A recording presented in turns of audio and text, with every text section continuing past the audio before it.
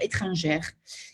Face à ces situations, peu d'États et de façon assez limitée ont fait des propositions pour assurer à tout le monde une forme de protection. Et donc, au contraire, face à cette inertie des nombreux États, la société civile a fait des appels pour demander des mesures de régularisation, pour demander une vraie prise en charge de la part des États des migrants, pour assurer à tout le monde des droits économiques et sociaux, pour assurer à tout le monde les droits à la vie, trop souvent bafoués à nos frontières et dans tous les différents continents. Je ne vais pas plus avancer dans cette intervention, dans cette introduction, parce que, comme je le disais, nous avons la chance de pouvoir échanger avec des acteurs du terrain, des personnes qui sont présentes sur le terrain, et notamment pour ce qui concerne un état des lieux de la situation au Maghreb, nous avons la chance d'avoir parmi nous Shadia Arab. Shadia, elle est chercheuse au CNRS, à l'Université d'Angers, mais elle est aussi très active dans les domaines de la société civile. Elle est notamment très engagée dans la dynamique FSMAG sur les thématiques de la migration. Elle est vice-présidente du FORIM, les forums des solidarités internationales issues de la migration. Nous avons aussi la chance d'avoir parmi nous, pour parler du continent de l'Afrique subsaharienne et notamment du Mali, Ousmane Diarra, président de l'association malienne des expulsés. Enfin, j'ai le plaisir de vous présenter Filippo Miraglia, responsable de migration et asile de l'association italienne Arci, très actif notamment dans les domaines de l'accueil, de la protection, mais aussi dans des luttes continues pour qu'il y ait un vrai respect des droits fondamentaux des migrants, que ce soit à Lampedusa, que ce soit à Milan, que ce soit sur tous les territoires italiens. Donc, l'idée, c'est de pouvoir avoir un débat les plus possibles dynamique. Donc, je vais poser quelques questions à nos intervenants, à qui je demande encore une fois d'être brefs dans leurs réponses, pour ensuite avoir la possibilité d'un peu de temps pour les questions du public. Donc, ce que je vous propose, c'est de commencer avec un état des lieux. Quelle est la situation dans les continents et notamment dans les pays sur lesquels vous travaillez? Quelles sont les propositions faites par les gouvernements? Et là, je m'adresse directement à Shadia Arab pour la première question. Quels ont été, on a vu quand même des petits pas faits en avant par le Maroc et la Tunisie.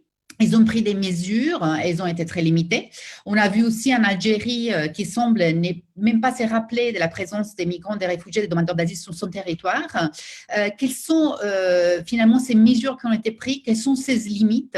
Et Shadia, je te demanderai aussi de dire quelles sont les propositions, les nombreuses propositions qui ont été faites par la société civile, qui a relié beaucoup des propositions fondamentales dans nombreux appels. Shadia, je te laisse la parole.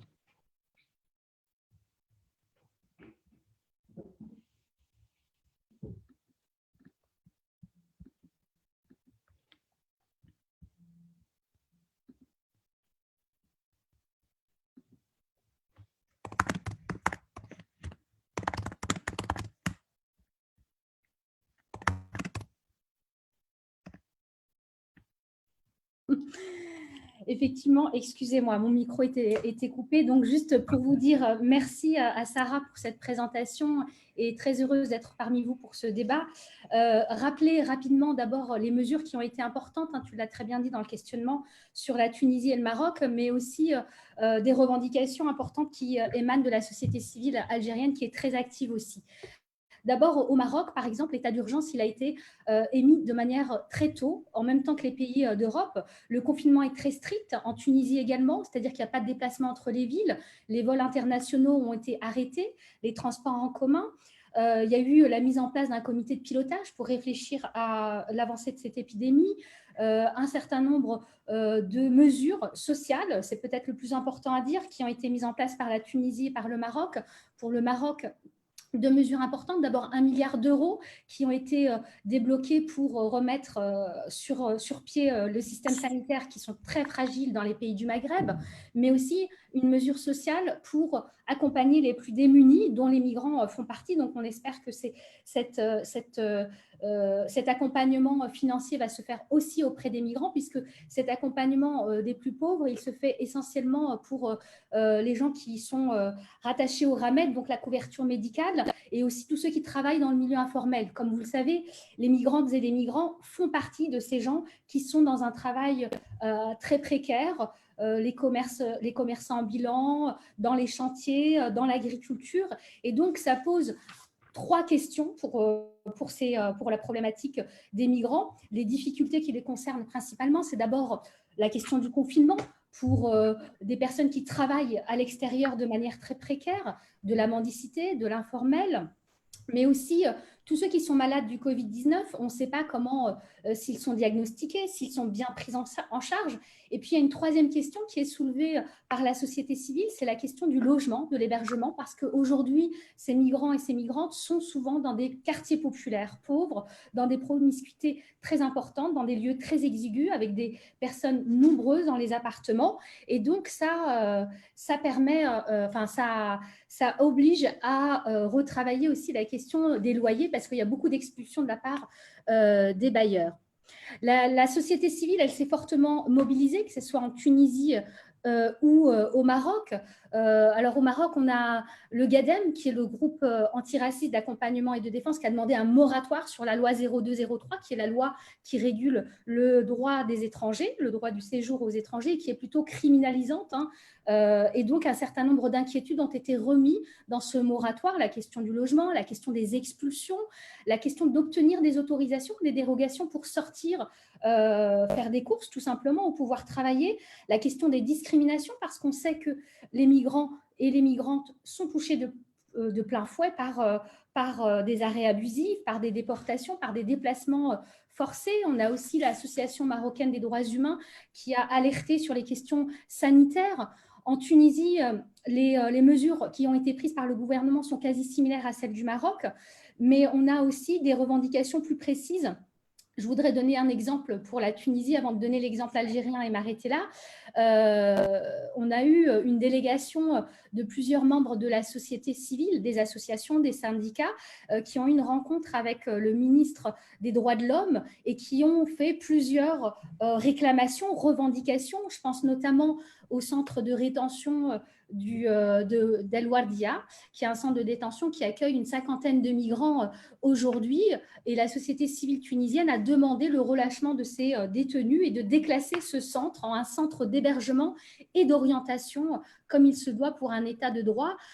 Une autre réclamation a été celle des réfugiés qui sont aujourd'hui à la Marsa, qui sont aussi des demandeurs, une trentaine de demandeurs d'asile et pour qui la demande aujourd'hui n'est pas traitée. Et donc, la demande de cette société civile auprès du ministère, c'est de justement traiter au plus vite ces demandes d'asile, mais aussi de régulariser leur situation afin qu'ils puissent séjourner régulièrement. Donner l'exemple de l'Algérie, c'est plus complexe parce qu'on a moins d'informations, même si la société civile est très présente. Et vraiment, je remercie tous ceux qui nous envoient des informations là-dessus. Mais c'est vrai que c'est plus compliqué d'avoir des informations dans un État où, il ne faut pas l'oublier, qui est traversé par un mouvement social, celui du Hirak, et qui est en confinement important. L'Algérie fait partie des pays du Maghreb et d'Afrique qui est le plus touché aujourd'hui sur le Covid-19. Donc, je pense que la situation migratoire, elle est encore plus catastrophique. Et sans parler de la Libye. Je m'arrêterai là peut-être et peut-être je compléterai par la suite et par les questions qui vont venir pour laisser la parole aux autres. Merci beaucoup, Shadia. Tu as touché par ailleurs vraiment des sujets fondamentaux, des sujets qui sont absolument d'actualité, pas qu'au Maghreb, mais aussi en Europe. Et parlant d'Europe, je passe la parole à Filippo Miraglia de Arci. On a entendu parler de la proposition du Portugal. Vraiment, dans ces heures-là, on a entendu aussi parler de la part du gouvernement italien des mesures de régularisation. Quelles sont les mesures mises en place à niveau européen et notamment italien? Où sont les limites et quelle est la proposition qui vient de la société civile pour améliorer et obtenir une vraie protection des droits des migrants, demandeurs d'asile et réfugiés dans ces temps de pandémie? Bonjour et merci, bonjour Sarah et bonjour à tout le monde. Donc en Italie, comme presque partout en Europe, la société civile est en train de demander des régularisations d'immigrés parce que, comme beaucoup des intellectuels et des journalistes et des analystes le disent, on n'est pas tous égaux devant la crise du Covid-19. C'est-à-dire que beaucoup de monde en face de cette crise n'est pas dans les mêmes conditions. Et donc, surtout parmi les gens qui travaillent dans des conditions de précarité et ou qui sont sans permis de séjour, sans papier, il faut savoir que la condition qu'ils vivent doit être prise en charge par la communauté et la principale de cette condition, c'est la condition juridique. Et donc, la régularisation, par exemple, en Italie, c'est au centre d'une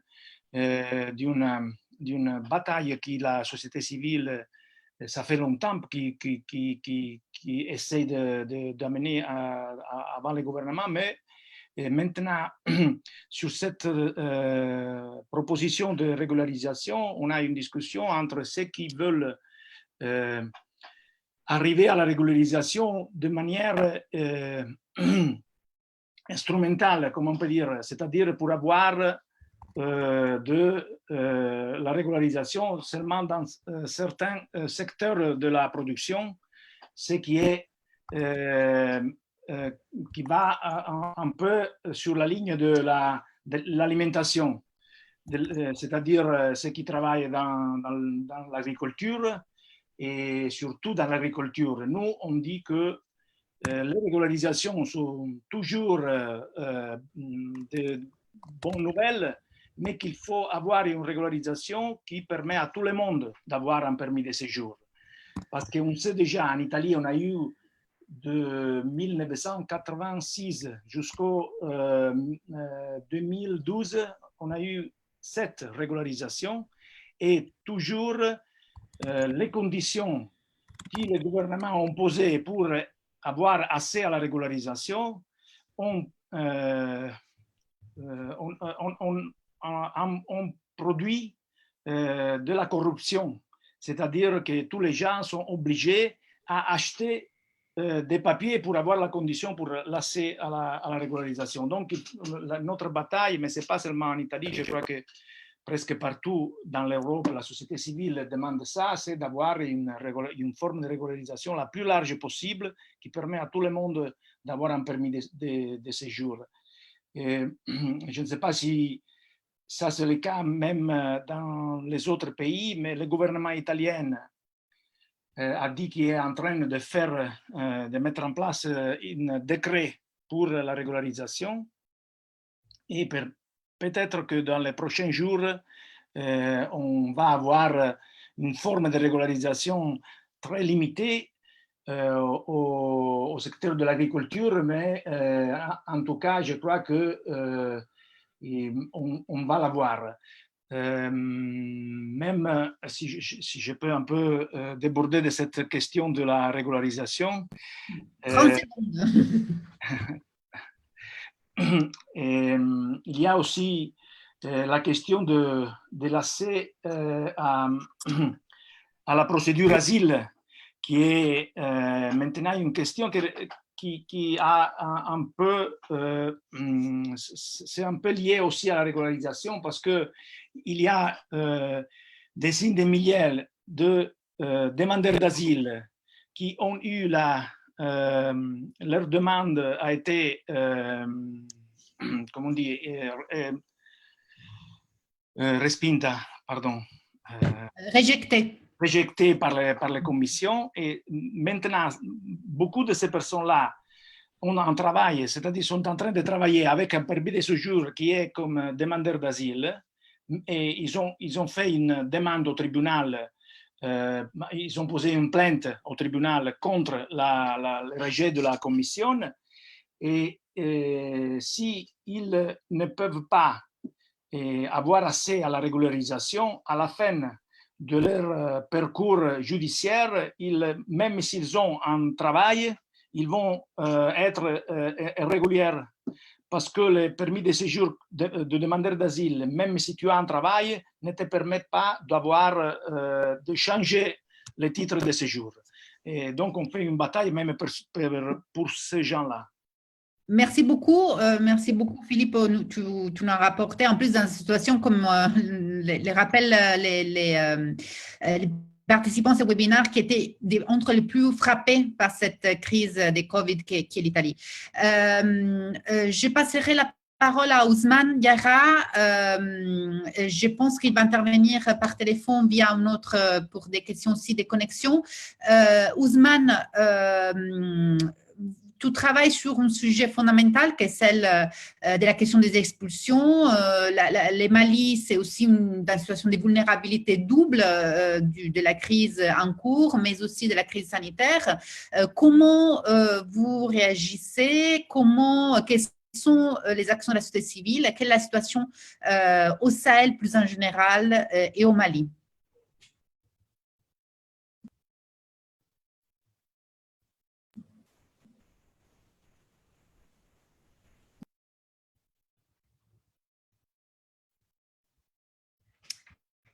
Allô? Ah, je pense qu'entre-temps,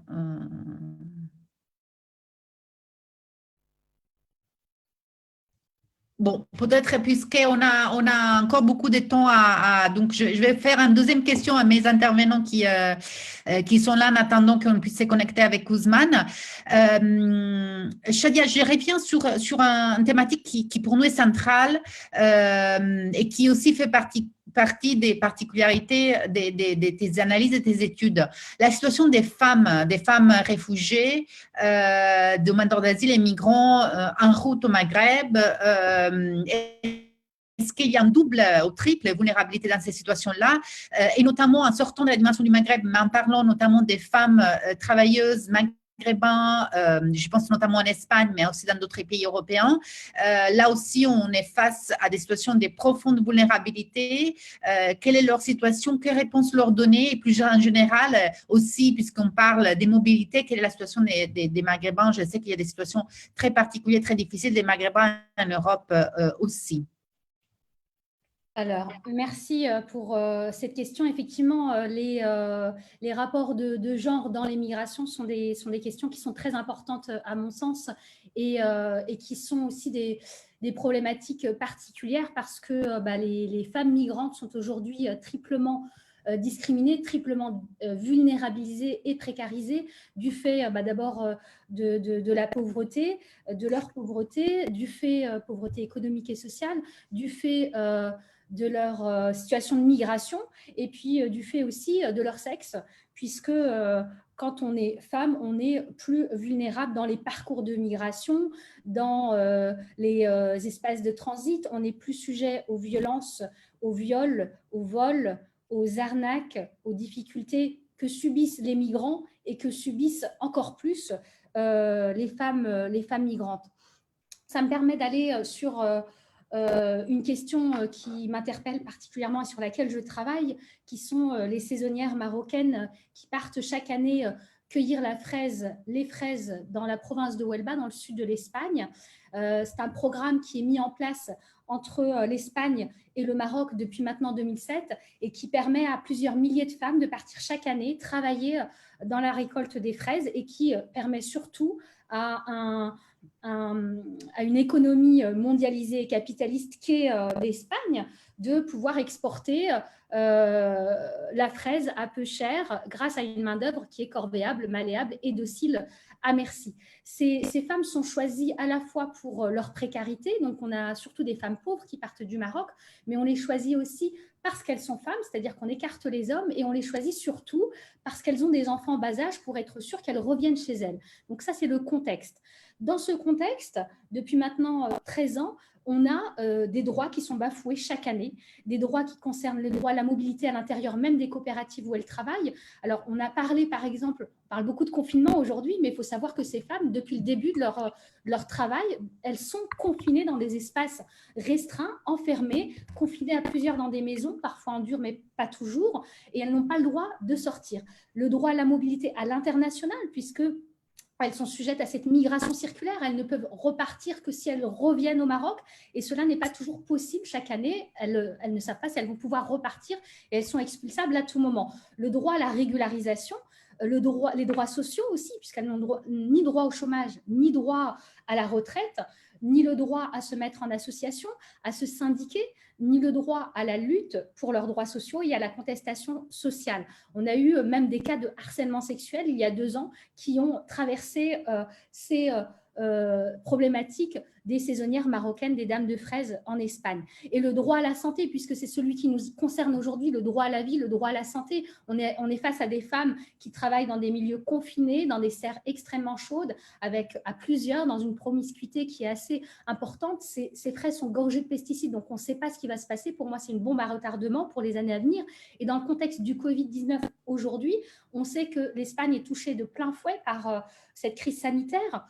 Et aujourd'hui, on a 7000 femmes qui sont sur place, sur 16 600 qui devaient partir. Le Maroc a arrêté toutes celles qui devaient partir ensuite en bloquant les vols à l'international. Mais il faut savoir que ces femmes aujourd'hui travaillent, mais on ne sait pas dans quelles conditions elles travaillent. Est-ce qu'elles sont protégées? Est-ce que les barrières de santé sont bien mises en place? Est-ce qu'elles utilisent des masques, des gants? Est-ce que la distanciation sociale est possible? Moi, je ne le pense pas. Donc, je pense que c'est un sujet qui va véritablement falloir suivre sur le temps. Tu m'as posé une dernière question qui concerne les Maghrébins de manière générale en Europe, mais aussi au Maghreb. Et là, ça me fait dire qu'il y a pour moi trois groupes sur lesquels j'ai au moins envie de vous donner une information, même si elle est relativement courte, mais au moins vous dire que pour moi, il y a en France, par exemple, mais en Europe de manière générale, on a la question de l'âge, on a des jeunes migrants,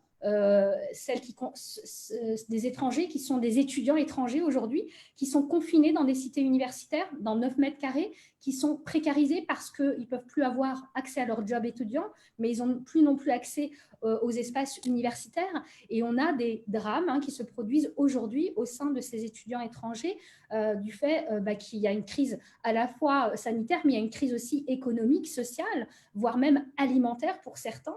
Donc, voilà, avoir un regard là-dessus, je pense que c'est important. Quand je parle de l'âge, je parle aussi des plus âgés.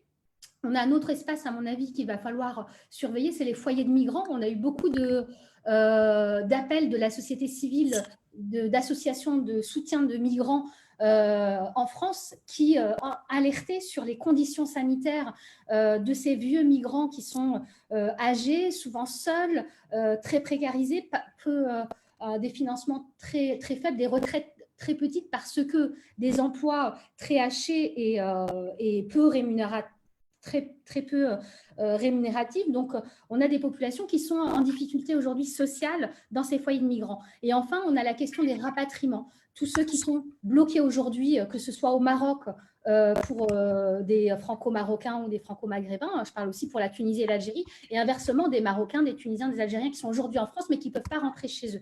On a des situations qui sont très inégales, mais je pense que c'est quelque chose qui a tout à fait à surveiller. Et puis, il y a les rapatriements des corps, des migrants aussi, qui décèdent dans les pays d'installation, dans les pays d'immigration, qui pour moi sont des choses qu'il va falloir surveiller dans les jours et les semaines à venir et qui sont une problématique déjà que les associations de migrants soulèvent aujourd'hui dans les tribunes et dans les communiqués qui sont faits. Donc, voilà un petit peu ce que je pouvais dire très rapidement parce qu'on n'a pas beaucoup de temps, mais je pourrais y revenir peut-être pendant le débat. Ouais, avec toutes mes excuses pour cette rôle des réductions des temps et encore mille merci parce que tu as su quand même toucher les cœurs des questions centrales. On va essayer encore une fois de donner la parole à Ousmane. On espère que cette fois-ci, on va y arriver. Ousmane, est-ce que tu nous entends? Oui, moi je vous entends très bien. Merci pour tout le monde. Merci Sarah et Philippot. Merci tout le monde. Alors, le Mali, je viens du Mali, Ousmane Diarra de l'AME. Le Mali a restreint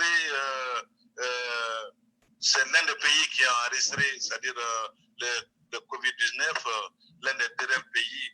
Donc, le Mali a commencé à enregistrer à partir du 25 mars, à confirmer que la maladie de Covid-19 est installée au Mali. Alors, comme vous savez, le Mali, c'est un pays de transit, un pays d'accueil et un pays de départ de beaucoup de migrants subsahariens. Alors, ici au Mali, depuis le 25 mai, le gouvernement a annoncé les premiers cas confirmés au Mali. Alors, ça commence à aggraver, il y a les nombres qui remontent. À nos jours, il y a, au Mali, nous sommes au nombre de 563 personnes positives qui est bien enregistrées, 213 personnes guéries, 27 décès.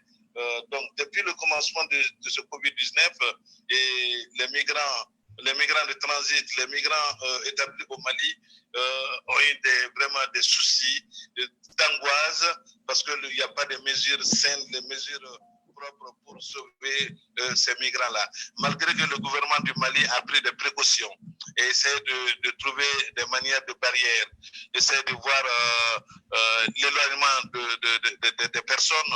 D'ailleurs, il y a même des couvre-feux qui ont instauré au Mali. Malgré tout, il n'y a pas de grandes mesures sanitaires qui est là pour pouvoir quand même garder ou sauvegarder ces migrants-là. Donc, la plupart des Maliens, des subsahariens, je peux dire, ne croyaient même pas que ce Covid-19 était une réalité en Afrique.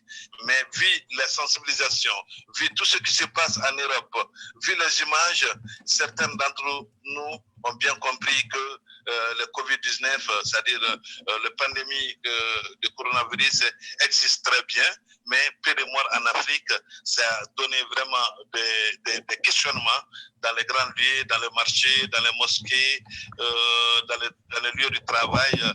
Les Maliens n'ont pas confiné. Beaucoup de pays en Afrique subsaharienne ne sont pas confinés, mais on sait que l'inconvénient est là. L'inconvénient est là. Il y a beaucoup de problèmes dramatiques dans ces pays. Donc, à partir du 19 mars, le Mali a essayé de trouver des mesures de fermeture de l'école, de fermeture de beaucoup d'établissements scolaires pendant 3 semaines renouvelables. La suspension des vols commerciaux provenance des pays touchés, l'interdiction des regroupements, de tous les regroupements, c'est-à-dire les conférences physiques, des débats, des manifestations qui ne peuvent pas dépasser de 50 personnes, donc tout est interdit. Ces premières mesures se sont vues renforcées par la suite de l'instauration d'un couvre-feu nocturne du 21h du soir à 5h du matin et la modification des horaires du travail. Donc aujourd'hui, l'heure de travail, c'est le matin à 8h, à 7h et la descente est à 14h. Donc voilà un peu des grandes mesures que le gouvernement a pris et les écoles ne fonctionnent pas. Le marché fonctionne très bien, les mosquées aussi, les mosquées fonctionnent. Voilà, est-ce que tu m'entends? Pardon, je vais juste poser une question directe sur la question. Merci beaucoup de cet état des lieux sur la situation au Mali. Nous connaissons les Mali pour être un des principaux destinataires des vols d'expulsion depuis l'Europe. Nous connaissons les Mali aussi pour être les lieux des refoulements depuis l'Algérie, beaucoup des migrants subsahariens. Est-ce que les refoulements continuent? Est-ce qu'il y a eu une suspension? Quelle est la situation dans des villes de transit, des grosses villes de transit des migrants, notamment je pense à la ville de Gao? Est-ce que les migrants se trouvent dans une situation de détresse encore plus forte au vu aussi de la crise sanitaire? Effectivement, bien sûr que oui. À Gao, qui est la frontière entre le Mali et le Niger, donc les migrants sont bloqués. Et la maison des migrants de Gao a enregistré beaucoup de migrants qui sont venus dans la voie terrestre. Et pas seulement à Gao, mais aussi la frontière Mali-Mauritanie. comme les Mauritaniens ont refoulé beaucoup de subsahariens, donc précisément à Bogi et à Nioro du Sahel, il y a eu quand même des personnes bloquées. Mais je vous dis sans doute, depuis le coronavirus a commencé en Chine en décembre 2019, mais il faut savoir qu'en 2020 déjà, nous, on a enregistré beaucoup de migrants expulsés. Il y a eu même des arrivées massives, il y a eu des arrivées massives de refoulés, rapatriés massifs des migrants subsahariens de l'Algérie vers le Mali.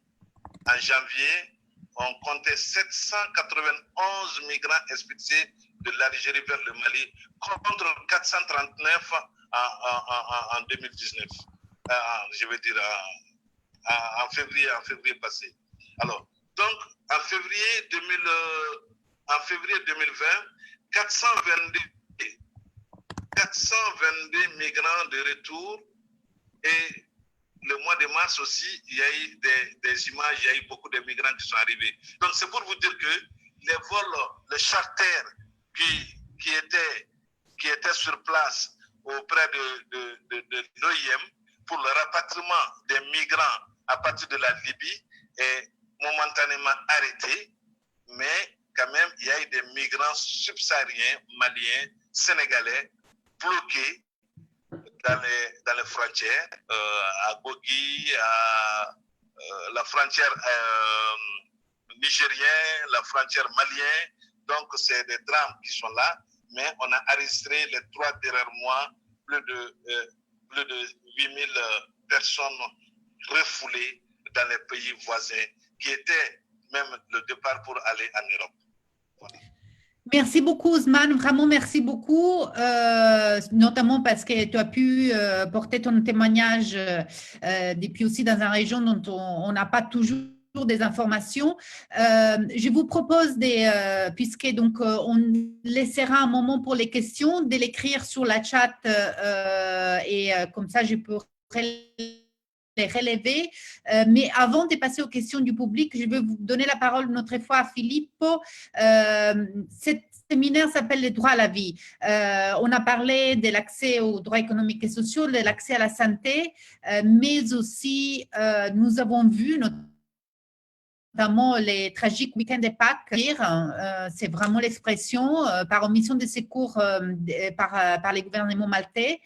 Des centaines de migrants qui ont été refoulés illégalement dans un pays en guerre, la Libye, et l'annonce de la fermeture des ports de la part de l'Italie et Malte.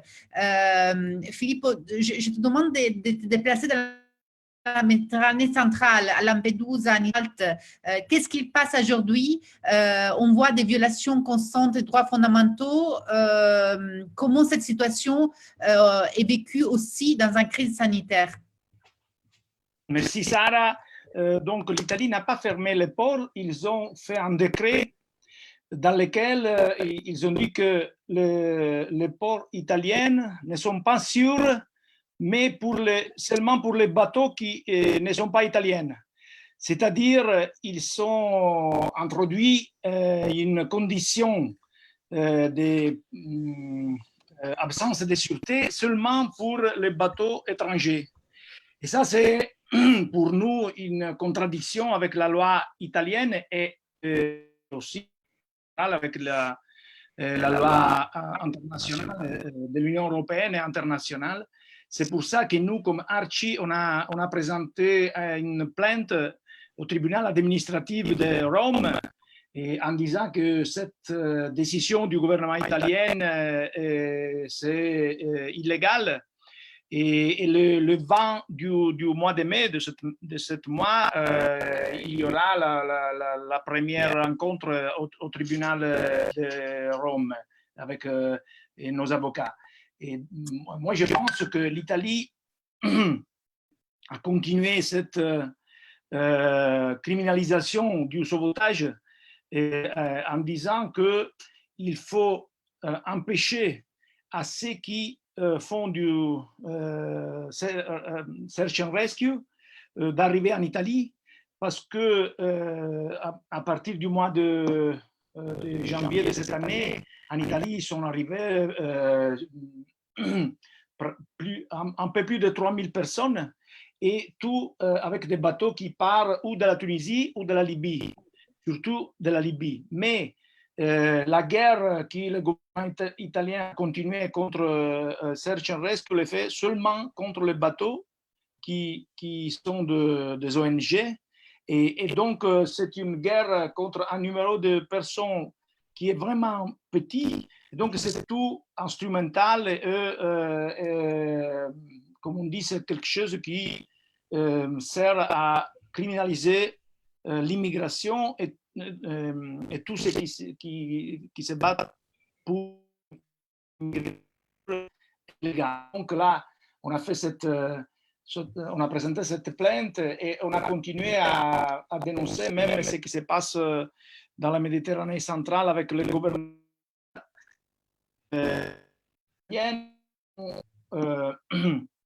ont donné à la garde des côtes libyenne, c'est-à-dire qu'ils sont la possibilité de faire des expulsions au lieu du gouvernement européen. Nous, on dit désormais, ça fait longtemps qu'on dit que les Libyens font des expulsions de l'Europe vers la Libye au nom et par de gouvernements européens, surtout de l'Italie. Et il y a aussi vous l'avez peut-être déjà vu, une plainte que Arci avec ASGI et avec le réseau GLAN a présenté à la Cour des comptes européenne, parce que l'Union européenne et l'Italie sont en train d'utiliser l'argent pour la coopération et le développement international pour faire des expulsions et des refoulements. Et ça, de notre avis, c'est que ça, c'est complètement illégal. Et donc, ce qui se passe à ce moment est que les frontières sont fermées, mais encore une fois, même si les frontières sont fermées, le gouvernement essaye de criminaliser l'immigration et tous les ONG qui font Search and Rescue. Vous m'avez entendu? Merci. Oui, il y a parfois des problèmes de connexion, mais on a entendu, le message est clair. L'Italie n'a pas fermé ses ports, mais l'Italie continue à criminaliser la solidarité et à continuer avec Malte à refouler des migrants en Libye, et ça, c'est vraiment illégal et laisse mourir des gens. Maintenant, il y a un bateau pour la quarantaine, un bateau oui. Nous, on considère même illégal parce que c'est un bateau italien. Et donc, les gens qui sont là par 2 semaines pour la quarantaine sont déjà dans le territoire italien. Et donc, on n'a pas compris pourquoi il faut tenir les personnes dans un bateau et pas dans un centre d'accueil en Italie. C'est seulement quelque chose qui, encore une fois, va dans la direction de la criminalisation des ONG et de la solidarité. Merci. Effectivement, cette idée des hotspots flottants, on l'a entendu, on l'a vu en pratique en Italie, on l'a entendu à Malte. Je vous propose d'aller vers notre conclusion en posant des questions qui viennent du public attentif de cet webinaire. Shadia, je vais commencer par toi en te demandant, je vois plusieurs questions. Alors, il y a une question qui est importante de rappeler. Nous avons constaté des limites de l'action des États. Nous avons constaté une action très vivante de la société civile, bien que cela devienne de plus en plus difficile. Qu'est-ce qu'on peut faire encore plus? Ça, c'est une question que je poserai à tous, tout d'abord. Je pense que c'est quelque chose qui relève un peu des différents débats. Deuxièmement, il y a une question qui dit, est-ce qu'on a des informations de départ des migrants d'Algérie vers la Tunisie, puisqu'on sait qu'en Algérie, il n'y a aucune prise en charge, aucune mesure qui a été adoptée. La Tunisie, même si limitée, a mis en place des mesures de protection. Est-ce qu'on voit des déplacements aussi à l'intérieur de la région maghrébine? Ça, c'est 2 questions avec lesquelles je commencerai pour Shadia. Voilà. Très bien. Effectivement, ce qu'on n'a peut-être pas rappelé en introduction, c'est que on a deux frontières qui sont meurtrières. Hein. Filippo, vous l'avez dit à l'instant, la mer Méditerranée, qui aujourd'hui est un des cimetières les plus importants en Europe, et le Sahara, le désert du Sahara, où on a encore beaucoup de migrants. D'ailleurs, on ne connaît pas très bien la situation, qui meurent par des traversées très longues de marche dans des chaleurs pas possibles, avec des violences qui sont perpétrées. Il faut savoir que l'espace maghrébin, ce n'est pas un espace de libre circulation. Donc, on ne peut pas circuler librement. Et donc, il y a deux frontières qui sont extrêmement en tension aujourd'hui. C'est la frontière entre la Tunisie et la Libye et la frontière entre le Maroc et l'Algérie, où ça se renvoie la balle sur ces questions migratoires. Donc, pour répondre à la question sur est-ce qu'on a des informations de migrants algériens qui iraient vers la Tunisie, effectivement, comme l'Algérie n'a pas pris de mesures, alors que Maroc et la Tunisie ont décidé de prolonger tous les droits au séjour jusqu'à la fin de l'état d'urgence, même si ça pose encore plein d'autres questions. Hein, mais en tous les cas, c'est une première marche sur un peu moins de violence et un peu plus d'égalité entre les migrants et les nationaux. On a appris par des militants algériens qui travaillent sur le terrain et c'est très difficile d'avoir des informations. Donc vraiment, on les remercie, qui sont inscrits dans ces dynamiques du Forum social maghrébin, qui nous ont dit qu'effectivement, sachant qu'en Algérie, il y avait ces mesures, et des amis migrants envoyaient à leurs compatriotes en Algérie en leur disant en Tunisie, c'est plus ouvert, c'est plus facile d'avoir de la solidarité de la part de la population et d'accéder à des mesures temporaires jusqu'à la fin de cette crise sanitaire.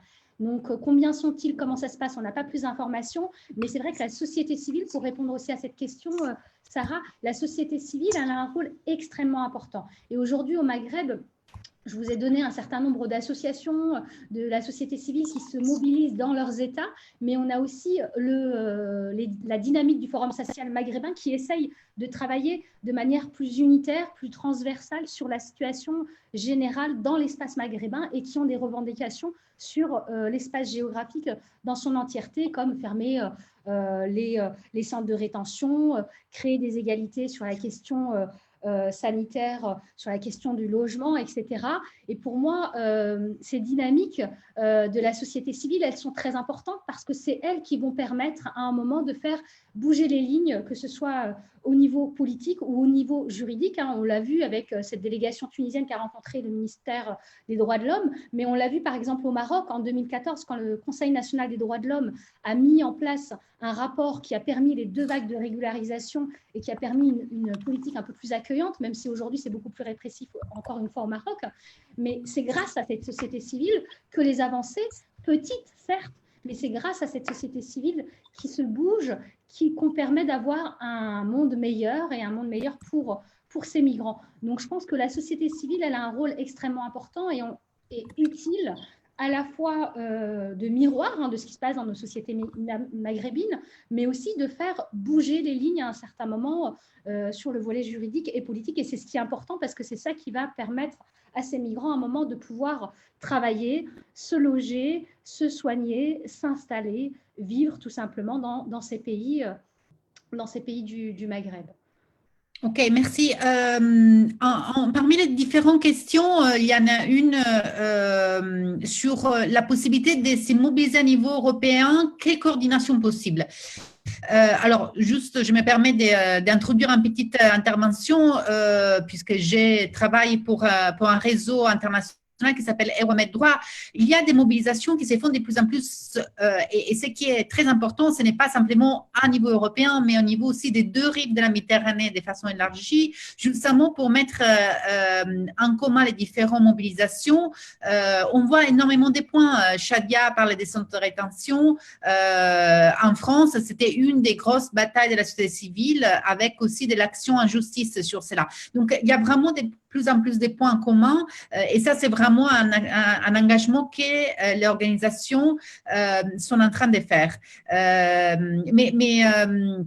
Mais sur ça, je redonne aussi la parole à Filippo et ensuite à Ousmane pour savoir est-ce que, donc tu nous as parlé Filippo de la question de la plainte à la Cour des comptes de l'Union européenne sur les soutiens aux gaz côte libyen. Tu nous as parlé du recours au tribunal administratif sur la question de la fermeture des ports. Est-ce que vous envisagez, notamment aussi sur la question de la régularisation, une action au niveau européen avec les autres sociétés civiles, avec les autres associations, comment on peut donner une réponse plus collective dans ce sens?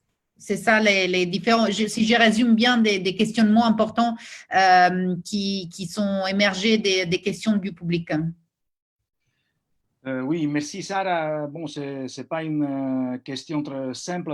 D'abord, il faut savoir que même au niveau national et au niveau local, dans la crise du Covid-19, il y a beaucoup de difficultés à se mobiliser à tout niveau.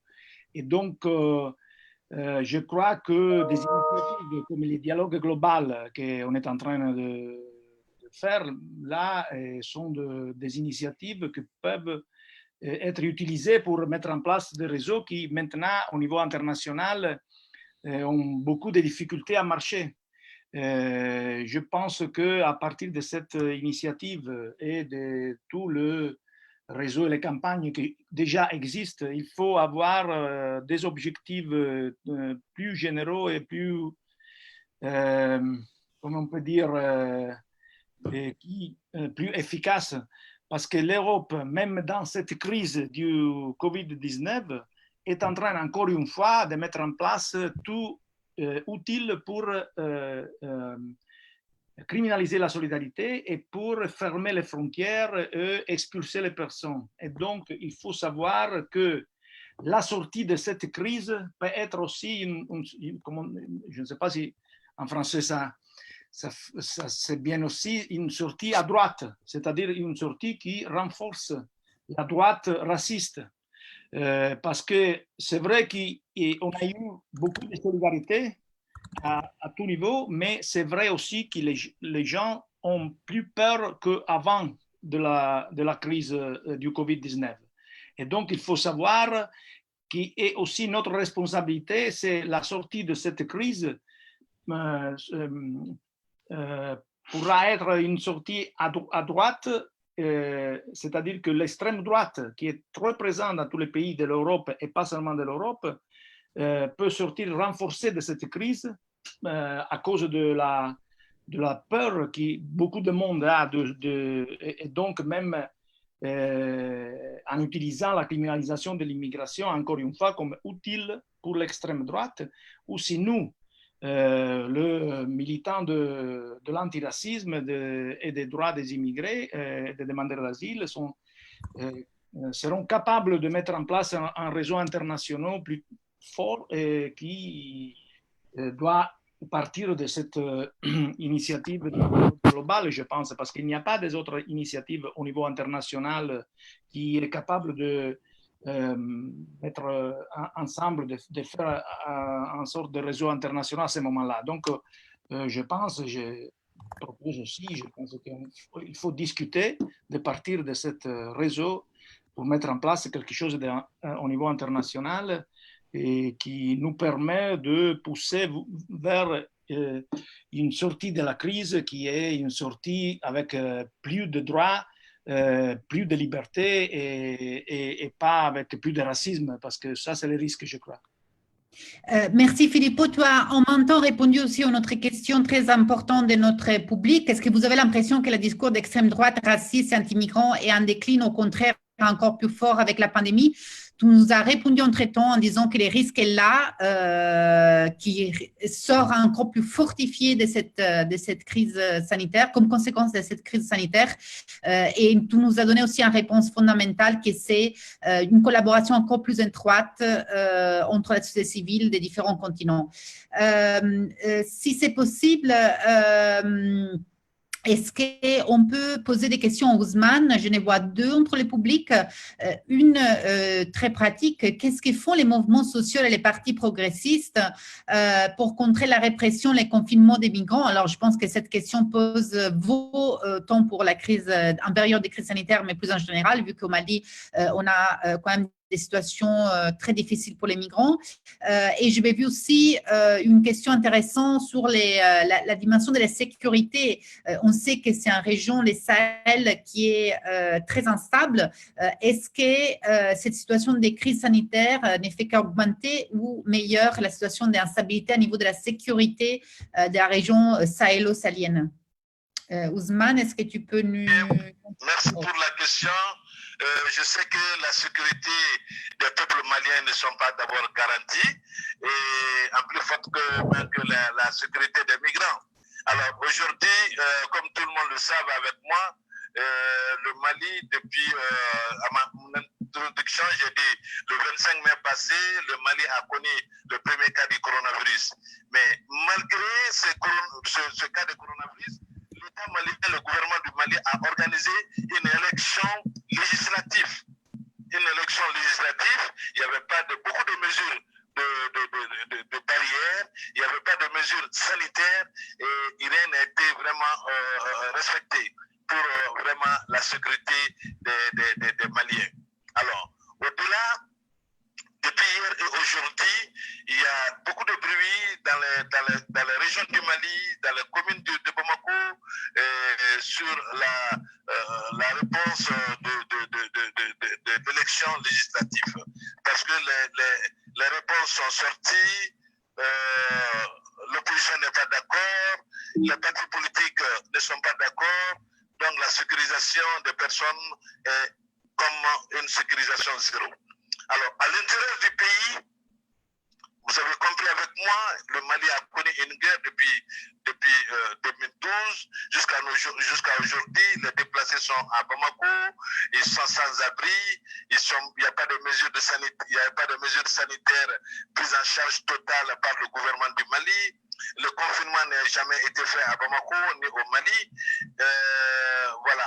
Les mesures sécuritaires n'est pas vraiment des vraies mesures qui peuvent vraiment sécuriser ni les migrants au Mali, les migrants, c'est-à-dire les autres ressortissants qui se trouvent au Mali, ni les Maliens, ni les déplacés, ni le peuple malien.